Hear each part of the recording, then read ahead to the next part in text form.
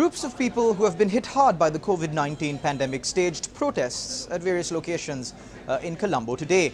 Good evening, here are your top stories on the Talk of the Town for tonight. A group of residents at the Mihijana housing scheme staged a protest, alleging that they have not received any concessions, financial or material, during this quarantine period. Now, during the protest, a group of police officers arrived at the scene and held discussions with these residents and promised them that concessions will be provided to them.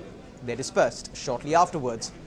In Dematagoda, residents visited local officials to obtain the 5,000 rupee concessions given by the government.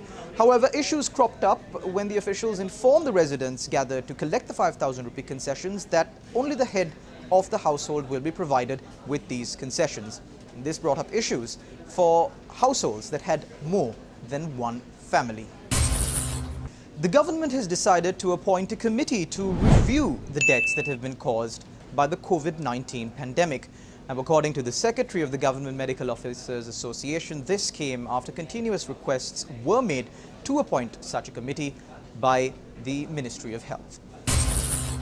The Mavanala Pradeshya Sabha convened in the Mavanala Police Division that has been placed under lockdown under the quarantine regulations. However, 15 minutes after the Pradeshya Sabha convened, the officer in charge of the Mavanala Police arrived at the premises of the meeting and informed the members of the Pradeshya Sabha of a court order to disperse immediately. Both government and opposition members of the Pradeshya Sabha objected to this. They later held discussions with the officer in charge of the Mavanala Police Department at the police office. And that's a wrap of your Talk of the Town for today. To follow details of these stories and more, of course, you can follow us on our social media platforms on Facebook, Instagram and Twitter.